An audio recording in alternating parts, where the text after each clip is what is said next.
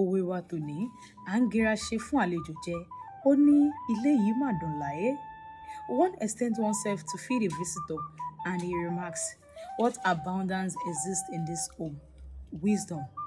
Do not assume people have much when you visit them and they treat you well. They try to make you feel comfortable. Do not assume they have it all. They are just trying their best to make you feel welcome, so you won't feel bad. Many people do not even have anything. They might even go and get those things on credit.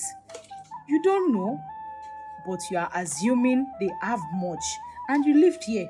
You begin to tell everybody, tó bá rí ilé lágbájá, tó bá rí ilé tàmẹ̀dò." That's not good. Bí èèyàn bá lọ kíyàn lákòókò yìí, tí wọ́n fún yín lóúnjẹ tó fún yín ní mímu, kì í ṣe wípé wọ́n ní. Wọ́n kàn ń gbìyànjú láti tẹ́ yín lọ́rùn ni. Torí bí wọn ò tún ṣe, ẹ lọ láhun, ẹ ní jàpá ni wọ́n. À ń gira ṣe fún àlejò jẹ. Ó ní ilé yìí mà dùn láyé. Ṣé o mọ ohun tó gbà wọ́n láti tọ́jú ẹ, láti ṣe ẹ́ lálejò bẹ́ẹ̀? Ẹ jẹ́ a máa ṣe jẹ́jẹ́. Ó dìgbà.